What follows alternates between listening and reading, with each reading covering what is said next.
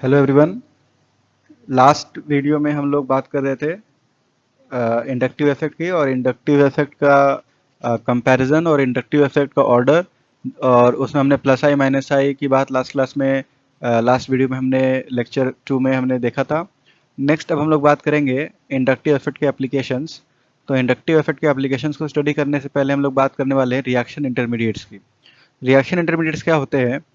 जब आपके पास कोई रिएक्टेंट है, हमारे पास कोई रिएक्टेंट है, और रिएक्टेंट जब कोई रिएक्शन शो करता है तो होता क्या है कि रिएक्टेंट में जो सबस्ट्रेट होता है वो, हम सबको पता है कि रिएक्टेंट जो है वो कन्वर्ट होता है प्रोडक्ट में।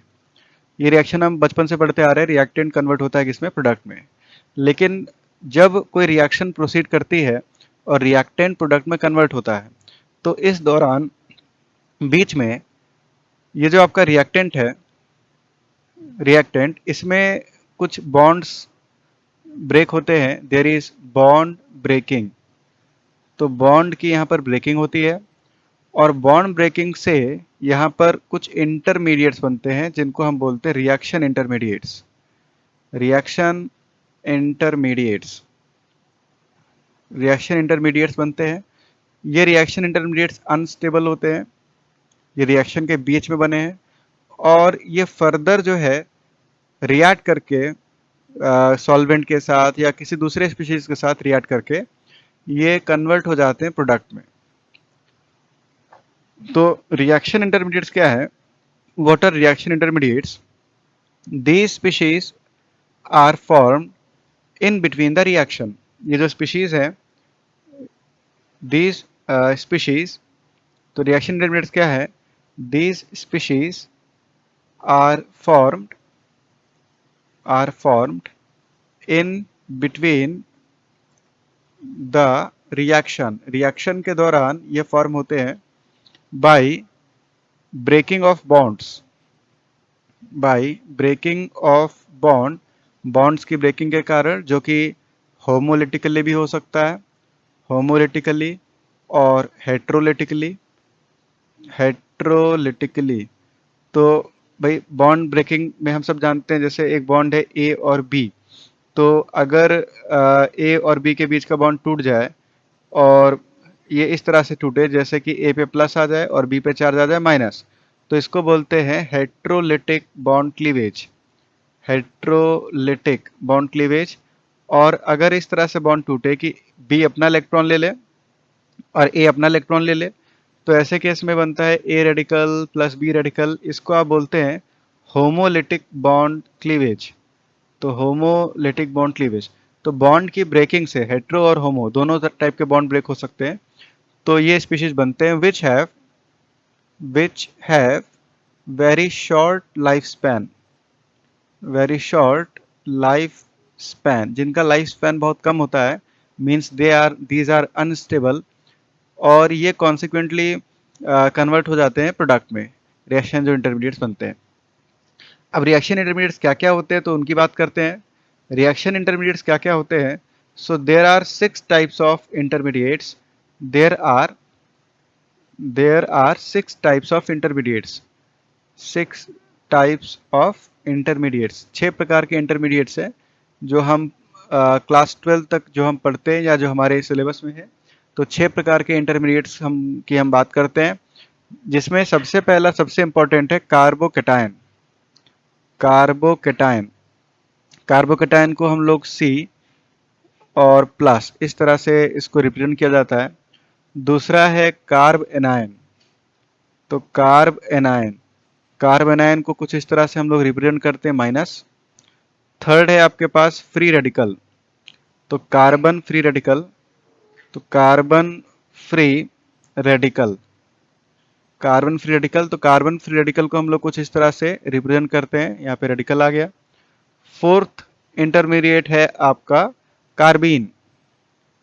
कार्बीन दो प्रकार का होता है।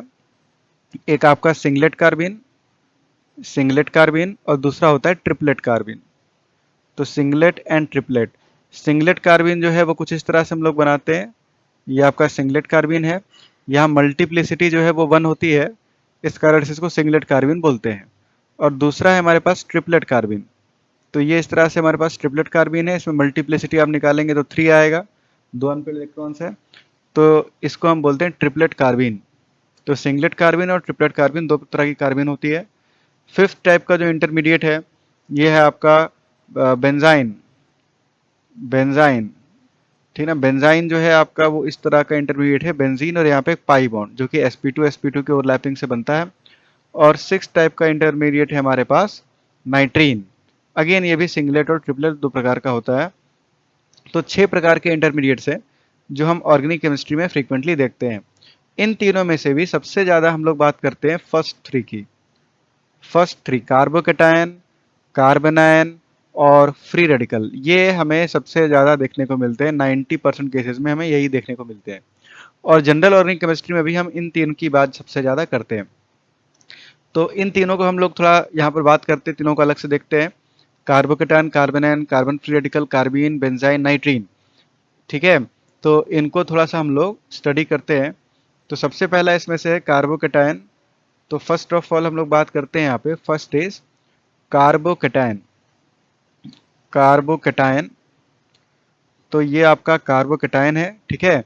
तो कार्बोकेटायन की अगर हम बात करें तो देखो सबसे पहले हम बात करेंगे कार्बन की। कार्बन जो है, कार्बन C6, इसका जो कॉन्फ़िगरेशन होता है ये होता है 1s2, 2s2 एंड 2p2। ये इसका वैलेंशियल है।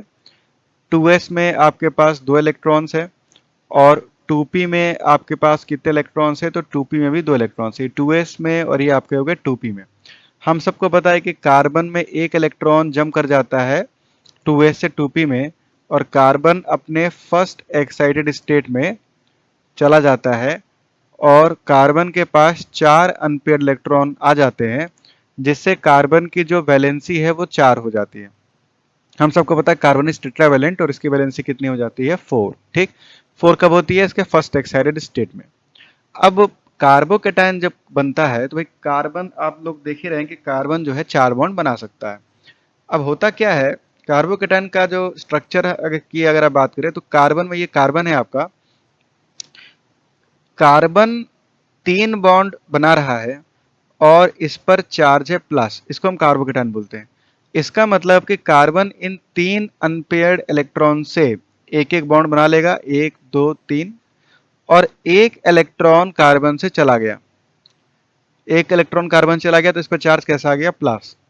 यानी कार्बन प्लस के पास एक वैकेंट 2p ऑर्बिटल बच जाएगा। There will be vacant 2p orbital, vacant 2p orbital carbon के पास बच जाएगा।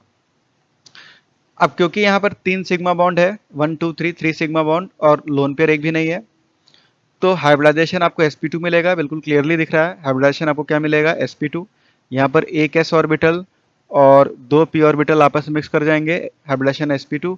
sp2 की ज्योमेट्री होती है ट्राइगोनल प्लेनर। तो यहाँ पर ट्राइगोनल प्लेनर ज्योमेट्री आपको मिलता है C। यहाँ पर कार्बन इस तरह से 3 सिग्मा बॉन्ड्स बना सकता है, बनाता भी है, ठीक है। इस तरह से 3 सिग्मा बॉन्ड बनाएगा और इसके पास एक वैकेंट 2p ऑर्बिटल बच जाएगा और कार्बन पे चार्ज यहाँ हमें दिख रहा है प्लस चार्ज, ठीक।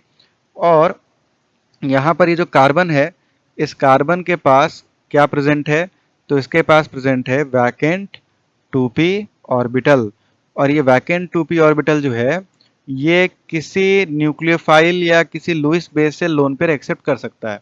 मीन्स ये एक इलेक्ट्रोफाइल है, इसको आप क्या बोलते हैं, electrophile. Electrophile means electron loving species, electrophile जो इलेक्ट्रॉन एक्सेप्ट कर ले, ठीक। तो it can behave as electrophile.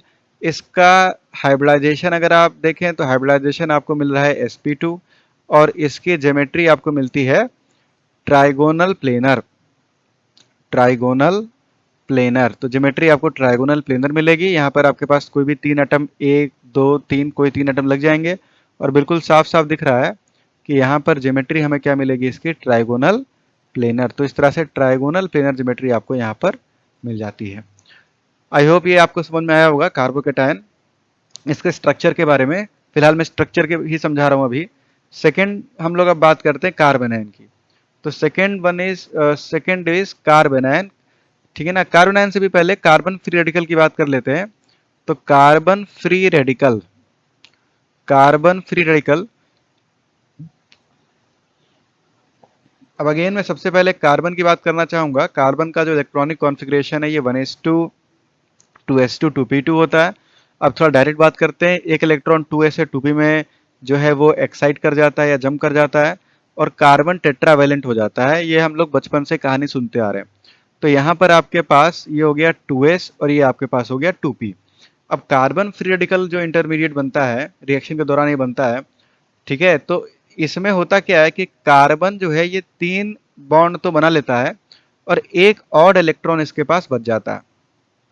यहाँ में साफ साफ दिख रहा है कि कार्बन इन 3 अनपेयर्ड इलेक्ट्रॉन से एक एक बॉन्ड बना लेगा और कार्बन के पास एक अनपेयर्ड इलेक्ट्रॉन जो है बच जाएगा। इसमें अगेन कार्बन का हाइब्रिडाइजेशन हमें मिलेगा sp2। तो कार्बन का हाइब्रिडाइजेशन sp2 मिलता है और अगेन आपको जो ज्योमेट्री यहाँ पर मिलती है, तो ज्योमेट्री आपको मिलती है ट्राइगोनल प्लेनर। तो यहाँ पर हमें इस तरह से एक ट्राइगोनल प्लेनर ज्योमेट्री मिलती है, ठीक है। और यहाँ पर एक अनपेयर्ड इलेक्ट्रॉन 2p में बच गया है। तो यहाँ पर एक अनपेयर्ड इलेक्ट्रॉन आपके पास 2p में बच जाएगा। तो यहाँ पर हम देख सकते हैं, यहाँ पर अनपेयर्ड इलेक्ट्रॉन जो है वन अनपेयर्ड इलेक्ट्रॉन मीन जिनकी पेयरिंग नहीं हुई है, unpaired electron resides in pure 2p orbital. ये प्योर 2p ऑर्बिटल में रिसाइड करता है। बाकी 3 सिग्मा बॉन्ड्स बनेंगे और यहाँ अगेन आपको ज्योमेट्री मिलेगी ट्राइगोनल प्लेनर। एक एटम सराउंडिंग यहाँ होगा, एक यहाँ होगा, एक यहाँ होगा, मतलब 3 हाइड्रोजन भी आप ले सकते हैं।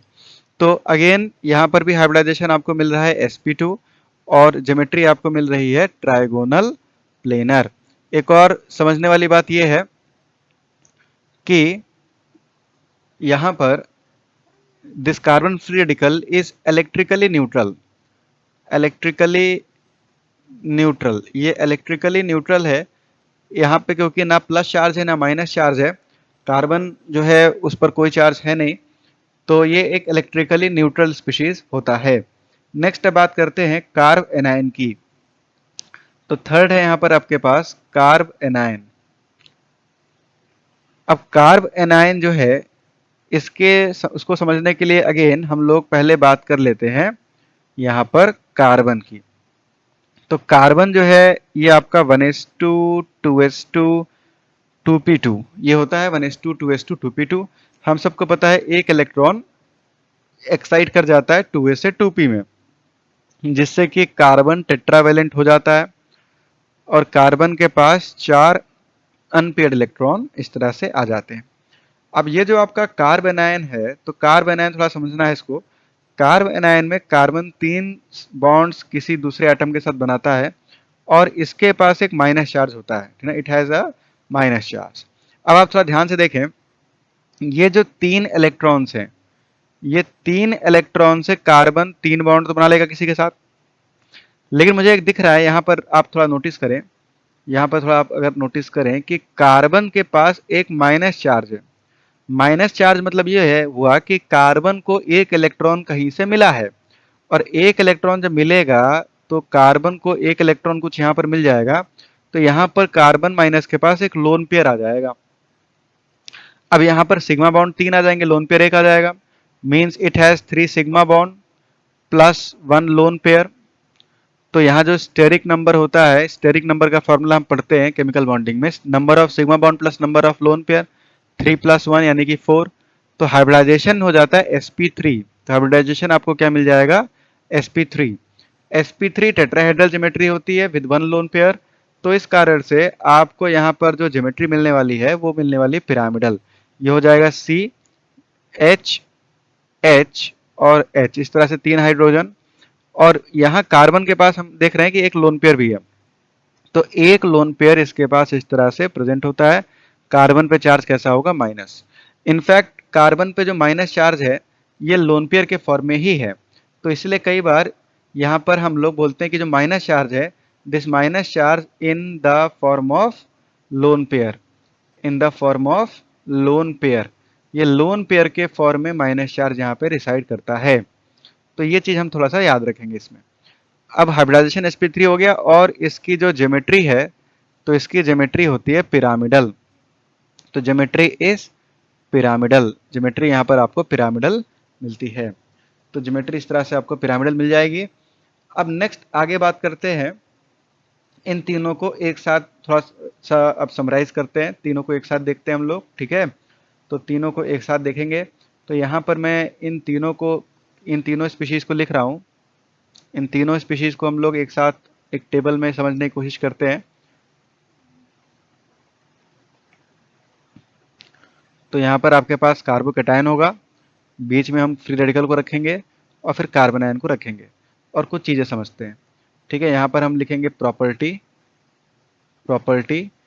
यहाँ पर हम बात करेंगे कार्बोकैटायन की, कार्बोकैटायन। यहाँ पर हम बात करेंगे कार्बन फ्री रेडिकल की, तो कार्बन फ्री रेडिकल। और यहाँ पर हम बात करेंगे कार्ब एनायन की, कार्ब एनायन। तो सबसे पहली प्रॉपर्टी जो हम लोग डिस्कस करने वाले हैं वो है नंबर ऑफ बॉन्ड्स की या सिग्मा बॉन्ड्स की। तो आप सबको पता है जो कार्बोकैटायन होता है, तो कार्बोकैटायन में जो कार्बन ने सिग्मा बॉन्ड्स बनाए हैं वो कितने बनाए? 3। कार्बन फ्री रेडिकल जो होता है, तो कार्बन फ्री रेडिकल में भी जो कार्बन ने सिग्मा बॉन्ड्स बनाए हैं वो 3 बनाए। और कार्बो एनायन जो होता है इस पे माइनस चार्ज है, तो यहाँ भी सिग्मा बॉन्ड्स कितने हैं? 3। तो 3 सिग्मा बॉन्ड्स तो सबके पास। नेक्स्ट अगर मैं आपसे बात करता हूँ नंबर ऑफ लोन पेयर्स, तो यहाँ पर लोन पेयर इसके पास 0 है, अभी थोड़ी देर पहले प्रूफ किया हमने। यहाँ भी लोन पेयर 0 है, अनपेयर इलेक्ट्रॉन को यहाँ लोन पेयर में काउंट नहीं करेंगे हम, लेकिन यहाँ पर लोन पेयर है 1। तो अब अगर हम हाइब्रिडाइजेशन की बात करें, तो हाइब्रिडाइजेशन क्योंकि 3+0, तो यहाँ पर आ जाएगा sp2। यहाँ पर हाइब्रिडाइजेशन आपको मिलेगा अगेन sp2। यहाँ पर हाइब्रिडाइजेशन आपको क्या मिलता है? sp3। यहाँ पर अगर हम ज्योमेट्री की बात करें, ज्योमेट्री, इन तीनों की ज्योमेट्री अगर एक बार आप देख लें, तो ज्योमेट्री अगर हम देखें तो कार्बोकैटायन ट्राइगोनल प्लेनर होता है। यहाँ पर आपके पास इस तरह से ट्राइगोनल प्लेनर ज्योमेट्री मिलेगी, ये प्लस चार्ज। फ्री रेडिकल भी आपको मिलता है ट्राइगोनल प्लेनर, तो ये 3 बॉन्ड एक ही प्लेन में है। और ये पी ऑर्बिटल है, इसमें एक इलेक्ट्रॉन प्रेजेंट है। लेकिन जो कार्बन आयन है, तो कार्ब एनायन आपका पिरामिडल होता है। इसका स्ट्रक्चर कैसा होता है? पिरामिडल। एक लोन पेयर है, कार्बन में माइनस चार्ज है, तो इसका जो स्ट्रक्चर है pyramidal, means this is trigonal planar. तो ये हो गया ट्राइगोनल प्लेनर, ये हो गया आपका ये अगेन ट्राइगोनल प्लेनर, तो this is also trigonal planar, but this is pyramidal, this is pyramidal. मुझे लगता है यहां तक आपको सबको क्लियर होगा। अब नेक्स्ट पॉइंट इसमें आप लोगों को मैं बताने जा रहा हूं वो इंपॉर्टेंट है, तो ध्यान से सुनिएगा। आगे बढ़ते हैं नेक्स्ट स्लाइड की तरफ। नेक्स्ट जो प्रॉपर्टी हम लोग डिस्कस करने वाले हैं यहाँ पर वो है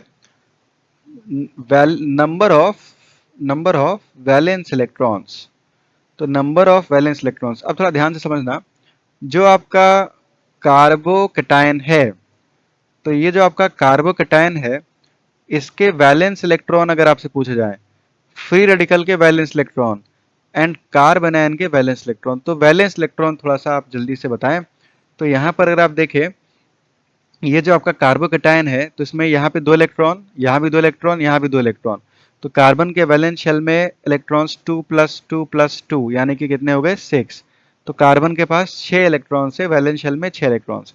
यहाँ पर 2, 2 4, 2 6 और 1 7। तो यहाँ पर 2+2+2+1, क्योंकि एक इलेक्ट्रॉन यहाँ पे है, तो आपके पास यहाँ पर हो गए टोटल 7 इलेक्ट्रॉन्स वैलेंस शेल में। यहाँ पर अगर हम देखें तो 2, 2 4, 2 6 और 2 8, क्योंकि लोन पेयर में भी यहाँ पे भी 2 इलेक्ट्रॉन्स है, ठीक है, यहाँ लोन पेयर है। तो यहाँ पर 2+2+2+2 यानी टोटल वैलेंस इलेक्ट्रॉन्स कितने हैं? 8। तो नेक्स्ट अगर मैं आपसे पूछता हूँ इलेक्ट्रॉन डेफिशिएंसी, यही मैं अल्टीमेटली यहाँ बताना चाहता था। इलेक्ट्रॉन डेफिशिएंसी है या नहीं है, ये हमें बताना है। तो फर्स्ट वाले में कार्बोकैटायन में यस इलेक्ट्रॉन डेफिशिएंसी है, इलेक्ट्रॉन डेफिशिएंट, हम बोलेंगे this is electron deficient, electron की कमी है। क्यों? क्योंकि इसका ऑक्टेट पूरा होना चाहिए, वैलेंस शेल में 8 इलेक्ट्रॉन होने चाहिए, जबकि यहाँ इलेक्ट्रॉन कितने हैं? केवल 6। फ्री रेडिकल की अगर बात करें तो this is also electron deficient, this species is also electron deficient. यहाँ पर इलेक्ट्रॉन से 7 होने चाहिए थे 8, वैलेंस शेल में। कार्बन आयन अपने आप में अलग है। This is not electron deficient, no electron deficiency, not electron deficient. तो this species is not electron deficient. क्यों इलेक्ट्रॉन डेफिशिएंट नहीं है? क्योंकि वैलेंस शेल में 8 इलेक्ट्रॉन से इसका ऑक्टेट पूरा है। तो अब बात करते हैं स्टेबिलिटी की। तो जो कि यहाँ पर कई बार क्वेश्चन आता है स्टेबिलिटी कैसे कंपेयर करें। तो नेक्स्ट अब पहले बात करते हैं स्टेबिलिटी ऑफ कार्बोकेटायन। तो स्टेबिलिटी ऑफ कार्बोकेटायन, कार्बोकेटायन की स्टेबिलिटी। तो कार्बोकेटायन की स्टेबिलिटी तो होता क्या है कि देखिए ध्यान से समझिएगा। जैसे मान लीजिए कि ये आपका कार्बोकेटायन है सी पे प्लस चार्ज, इससे मैंने क्या किया, एक ग्रुप जोड़ दिया जी, ठीक ना, ये कोई ग्रुप है। अब पिछले वीडियो में हमने देखा था कि ग्रुप दो प्रकार के होते हैं। ग्रुप होते हैं या तो आपका जो ग्रुप होगा, ठीक है, ये या तो प्लस आई वाला होगा या तो माइनस आई वाला होगा। मान लेते हैं कि ये जो ग्रुप है, this group A is showing minus I effect. Minus I effect मतलब this is electron withdrawing group, यानी कि ये इलेक्ट्रॉन अपनी तरफ खींच रहा है। अब यहाँ पर ये जो आपका कार्बोकेटायन था, ये तो इलेक्ट्रॉन डेफिशिएंट था, this was electron deficient, electron की कमी थी, भूख लगी थी इसको, और इससे जो है आप और इलेक्ट्रॉन छीन रहे हैं। एक तो पहले से ही भूखा है और इससे खाना और छीने जा रहे हैं आप। तो इससे इस कैटायन की स्टेबिलिटी बढ़ेगी या घटेगी? तो बिल्कुल क्लियर आंसर है, बिल्कुल क्लियर आंसर है कि यहाँ पर जो स्टेबिलिटी है इस कैटायन की, stability of cation decreases. Cation की स्टेबिलिटी डिक्रीज कर जाएगी क्योंकि आप कैटायन से और इलेक्ट्रॉन छीन रहे हैं, ठीक है ना, जबरदस्ती कर रहे हैं उसके साथ। वही अगर दूसरा केस लें, यही हमने कैटायन ले लिया और यहाँ पर हमने ग्रुप लगा दिया जी। अब मान लेते हैं ये जो ग्रुप है ये प्लस आई शो कर रहा है। पिछले वीडियो में मैंने आपको बताया था कि ये plus I group plus I show कर सकता है या माइनस आई, और एग्जाम्पल भी दिए थे आपको और ऑर्डर भी आपको बताया था। तो यहाँ पर मान लेते हैं ये प्लस आई शो कर रहा है। अब प्लस आई जो है शो कर रहा है, यानी ये एक इलेक्ट्रॉन रिलीजिंग ग्रुप है या इलेक्ट्रॉन डोनेटिंग ग्रुप है। तो ये तो इस कैटायन को इलेक्ट्रॉन देगा। अब ये कैटायन तो इलेक्ट्रॉन डेफिशिएंट था, दिस वाज इलेक्ट्रॉन डेफिशिएंट। तो इलेक्ट्रॉन डेफिशिएंट मतलब इलेक्ट्रॉन की कमी थी इसको, और भूखे को इसने भोजन दिया, तो इससे इसकी स्टेबिलिटी क्या हुई? बढ़ गई। तो यहाँ पर इस कैटायन की जो स्टेबिलिटी होगी तो ये स्टेबिलिटी बढ़ जाएगी। मीन्स कॉन्क्लूजन क्या है? कॉन्क्लूजन ये है कि स्टेबिलिटी ऑफ कैटायन, हालांकि अभी आगे के जो जीओसी के लेक्चर में लूंगा, तो अभी तो केवल आई इफेक्ट का ही मैंने यहाँ जिक्र किया है। आगे हम जब एम और एच इफेक्ट भी पढ़ लेंगे और दूसरे इफेक्ट्स भी पढ़ लेंगे, फील्ड इफेक्ट और स्टेरिक इफेक्ट्स, तो हम जो है ओवरऑल इस चीज को फिर समराइज करके फिर हम आपको दोबारा ये चीज फिर से समझाएंगे, फिर से आएगी एक चीज एक बार। लेकिन खैर यहाँ पर आपको बता दें, कंक्लूजन ये है, stability of carbocation, stability of carbocation is directly proportional to electron releasing groups and inversely proportional to electron withdrawing groups. Electron withdrawing group बढ़ेगा या इलेक्ट्रॉन विड्रॉइंग ग्रुप की संख्या बढ़ेगी या उसका पावर बढ़ेगा तो कैटायन की स्टेबिलिटी कम हो जाएगी और इलेक्ट्रॉन रिलीजिंग ग्रुप से उसकी स्टेबिलिटी बढ़ जाएगी। नेक्स्ट हम बात करते हैं सेकेंड। तो second is stability of free radical. तो स्टेबिलिटी ऑफ फ्री रेडिकल्स, तो फ्री रेडिकल भी कैटायन का ही भाई है, कोई अलग चीज नहीं है, बिल्कुल कैटायन की तरह ही बिहेव करता है जो आपका कार्बन फ्री रेडिकल है। तो होता क्या है कि जैसे मान लीजिए ये आपका कोई कार्बन फ्री रेडिकल है, तो ये आपका कार्बन फ्री रेडिकल है, इससे हमने एक ग्रुप जोड़ दिया जी।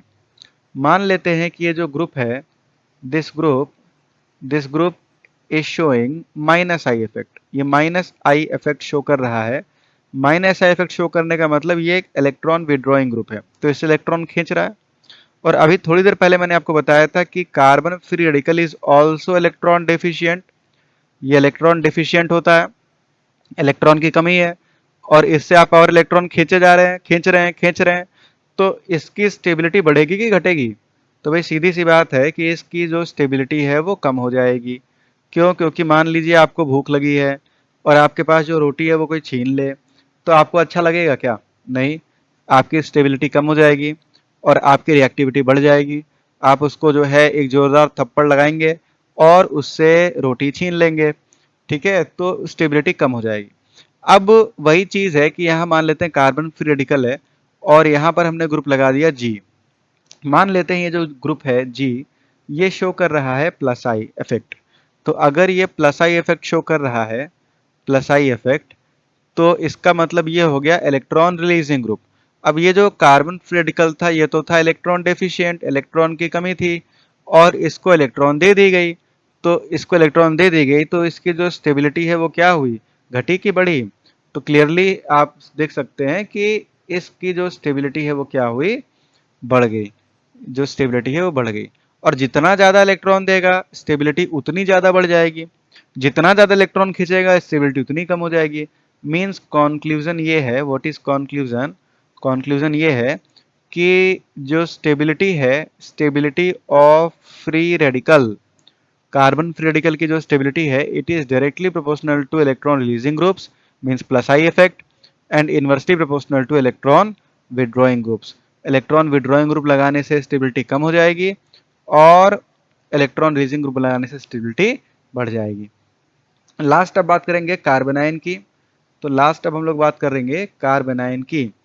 तो कार्बनाइन की अगर हम बात करें, थर्ड इज कार्बनाइन।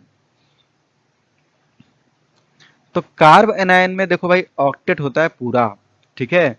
तो यहां पर कैसे समझेंगे हम स्टेबिलिटी को, कैसे समझेंगे, तो देखो मान लेते हैं हमारे पास कार्ब एनायन है, इससे हमने एक ग्रुप जोड़ दिया जी, ये ग्रुप जोड़ दिया जी। अब कार्ब एनायन जो है, इस कार्ब एनायन का ऑक्टेट पूरा है, octet complete, no electron deficiency, कोई इलेक्ट्रॉन डिफिशियंसी यहां पर नहीं है। अब अगर ये group minus I effect show करता है, तो माइनस आई इफेक्ट शो करने से क्या होता है कि ऑक्टेट की तो यहाँ चिंता ही नहीं है, माइनस आई इफेक्ट शो करने से क्या होता है कि ये इस कार्बन से इलेक्ट्रॉन को अपनी तरफ खींचने लगता है और ये जो माइनस चार्ज का जो भार है वो कार्बन से हटकर इस ग्रुप पर भी आ जाता है। अदरवाइज ये जो माइनस चार्ज था ये केवल कार्बन पे ही था। जब ये इलेक्ट्रॉन को अपनी तरफ खींच लेता है ग्रुप जी, तो यहाँ पर कार्बन से माइनस चार्ज का जो लोड है ये कम कर देता है। मींस कार्बन के ऊपर से जो चार्ज डेंसिटी है, चार्ज डेंसिटी, तो चार्ज डेंसिटी को ये कम कर देता है, चार्ज डेंसिटी डिक्रीजेस। और चार्ज डेंसिटी कम होने से क्या होता है, स्टेबिलिटी बढ़ जाती है। यहाँ पर इसकी जो स्टेबिलिटी है वो क्या होगी, बढ़ जाएगी। क्यों, क्योंकि किसी भी स्पीशीज पर अगर चार्ज कम होता है तो चार्ज कम होने से उसकी रिएक्टिविटी कम हो जाती है और स्टेबिलिटी बढ़ जाती है। अब उसी तरह से आप समझें कि अगर मान लो सेम कंडीशन मैंने आपको दिया, सी पे माइनस चार्ज है, इससे हमने क्या किया है, ग्रुप लगा दिया जी। अब मान लेते हैं ये जो जी है आपका, ये जो जी है ये प्लस आई इफेक्ट शो कर रहा है। ये कौन सा इफेक्ट शो कर रहा है, plus I effect. Plus I effect show करने का मतलब हुआ कि ये इलेक्ट्रॉन रिलीजिंग ग्रुप है, माइनस आई का मतलब हुआ इलेक्ट्रॉन विड्रॉइंग ग्रुप है। तो इलेक्ट्रॉन रिलीजिंग ग्रुप है तो ये इस कार्ब एनायन को इलेक्ट्रॉन देगा।